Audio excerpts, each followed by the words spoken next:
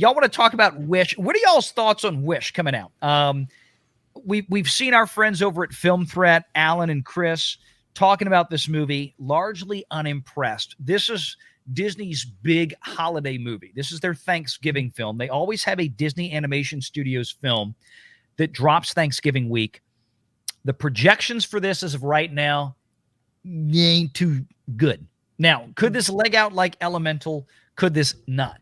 If you believe Film Threat, the answer's not, because it seems like this movie is it's basically just a hodgepodge of, this is Disney's 100th anniversary, and they couldn't even do this very well.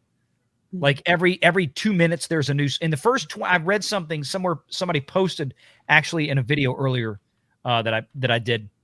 Wish has something like, in the first 25 minutes, there are 4 or 5 songs. Oh, like in this, like it is exhausting to watch, and they're not even that good. It's basically, we're not talking about, we're not talking about Alan Menken. We're not talking about the 90s here. We're not talking about Howard Ashman and those guys that did Beauty and the Beast and Aladdin. We're talking about generic computer generated crud, is what it seems like. So what have y'all heard on this movie so far? Any thoughts? I've just been looking at Box Office Pro's, tracking on this, and they think 40 to 60 million for like the initial, and then like the whole extended weekend, 57 to 86, I think is what they have, like the 5-day range. But what really, to me, that is the huge tell with this movie is that even like the hardcore critics, right, even like the hardcore people that tend to shill for Disney are not defending it, Right. And so like the fact that we're seeing already the so-called critic class not support it, that then trickles down to the Film Threat, which I would say are the more honest critics, not liking it. And you're really not seeing any fans or really no support whatsoever. And then, as you mentioned with the songs, I looked it up and I'm like, I wonder who actually did the music for this. Dave Metzger and Julia Michaels. So not even like, they're not even going back to the well of what's his name, Lin-Manuel Miranda. Yeah, they're not even going back to him. He did such a great job with Aquafina, though. Come on. We couldn't get her to fart into a microphone one more time for this movie. Oh, now I'm having hauntings of that freaking song. Chicka wah wah. It's like, oh my god! Like this is. I'm so glad I don't subject Disney myself now. to those movies.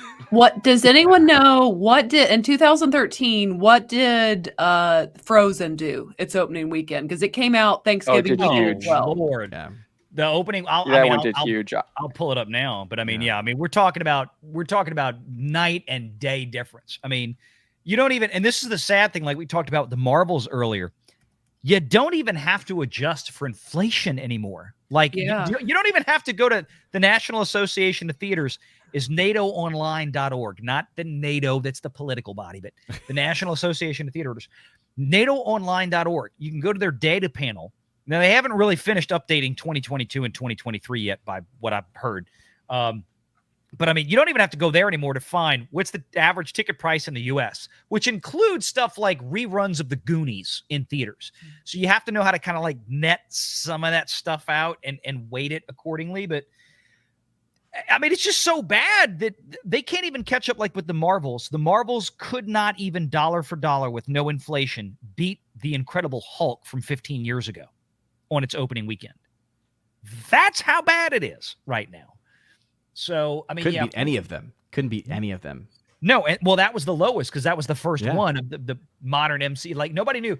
What is the MCU? What is the Marvel Cinematic Universe? Like, that didn't exist in 2008. But like I mentioned that only because like people can automatically go to the Hulk, but then you're like, yeah, that means that it did worse than the day and date of Black Widow. It did worse than like, so like even more modern films that like actually had Five Nights reasons. at Freddy's.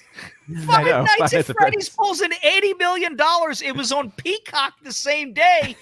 And 2 weeks later, the Marvels can't even pull in 50. And it's not going to catch up to it, most likely. No. I told people Five Nights at Freddy's was probably going to bury the Marvels, and it did. You called it, I man. was like, I'm like, this is a fan, because I got a kid that is into this game, and all of his friends are into this game. And I'm like, y'all don't understand. This movie's going to do stupid stuff. Mm-hmm. I think that's why they're scared too, is because the gulf that they have between the older demographics and the younger demographics. Coming out of the Marvels, the percentage of young people 24 and under who went to see the movie is terrible. Yeah. And that's why you're seeing them try this stupid attempt with the cats eating people with tentacle mouths and all of this. They're trying to get TikTok views. They're trying to do ludicrous things that kids will share on TikTok and get them to go. And it's a failed strategy. It's not working.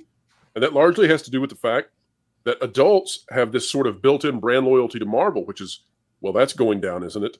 But the young kids, they don't. And so the kids don't go because Marvel hasn't been worth watching for the past how many years now? 3-4 years.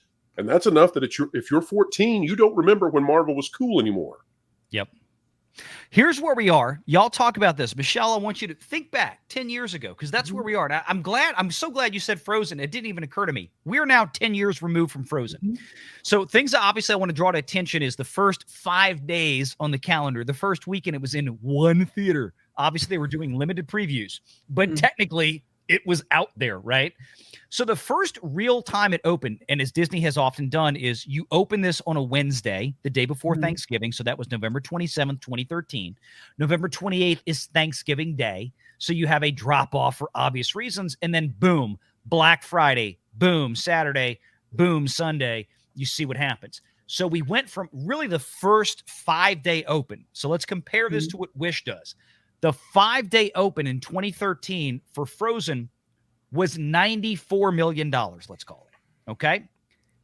That's when ticket prices were about $850. Yes. Yeah. And there's a trick in here too. Beyond that, the trick is go ahead, Valiant. I bet you know the trick. What's the other trick? Well, there's a couple of tricks. Is that, of course, PLF screens in the U.S. weren't nearly as prominent as they are today. Neither was their variable ticket pricing as prominent as it is today. So if you look at like $850 for a ticket like this, which is probably about right if you use averages, because obviously a movie like this is going to skew more towards children's priced tickets. But if you look today, look at the Marvels, look at Indiana Jones, and then you look at the reporting from Deadline magazine. What do they say when these movies come out now? Like with Wakanda Forever, November of last year. What was the average ticket price reported on opening weekend by Intelligence? It was like $13.50. It was almost $14 in some places. $850 is probably about what this was. Now we're talking about, and let's even scale it back for kids' tickets. Let's say the average ticket is $13 for this film on opening weekend, which is probably within the realm of reason, especially when you push up with PLF. We're talking, if Frozen came out today with butts and seats, you're looking at 150, 160 million opening weekend. And then it just lit up from there. I mean, that was just the opening salvo. And I know this would be kind of different markets, but it actually was up against that same week in 2013. A very hot Hunger Games came out of Catching Fire, which did very well. So you had the two of them in theaters that week. For that one, just for people to kind of a reference, that film, Catching Fire, in its opening weekend, made about $158 million opening weekend, and adjusted for inflation over 200 million. But the thing that I'm glad you've been mentioning ticket prices, because one of the things that I've been doing in my charts is I now have charts that focus on what the estimated ticket sales were. And so talking about Hunger Games for a minute, right? Hunger Games opening weekend for all their films, 19 million, 19 million, 14 million, 12 million. Battle of Songbirds, 3.3 million. Ouch. So that, I think, also kind of brings it into perspective of just how poorly that film is doing, but also why all these films, right, especially the Marvels, is just so catastrophically bad. But Odin, I mean, we're in a post-pandemic COVID. The COVID post-strike. COVID Post-strike. They couldn't get on the carpet. So the other trick that I was alluding to is that when you go back this far, also you'll notice that there's nothing for a Tuesday. And of course, what we now have is that they will open Wish on Tuesday. They'll open it at 3 p.m., of course, around Tuesday the previews country. for the Wednesday. And then they'll load that into the Wednesday, and that did not exist years ago. And so essentially you get a free extra day that gets tallied up, and still Wish will get defeated by movies such Wait, as what's great about in that? 2013 there was no midnight previews for Frozen for the kids? but that's still the same day. But you know what's great about that, though? Like, because I hear that brought up a lot, right, about there weren't the 3 o'clock and 4 o'clock showings, but because of the average ticket price, if you actually look at it, the films back then that only had the midnights were doing as well, if not better, Yes. than the ones that even have a 3 and 4 p.m. showing. So that's why it's even worse, because even with that extra time and extra show times, they're still not making as much. Well, Yeah. and And does this the only thing I'll say on that is you have to differentiate between family films and non-family films. Oh yeah, 'cause Frozen family you wouldn't films are have totally that, but fun. yeah. Right. well Make sure you're subscribed to Valiant Renegade and join us every Sunday at 6 p.m. Eastern for the live show.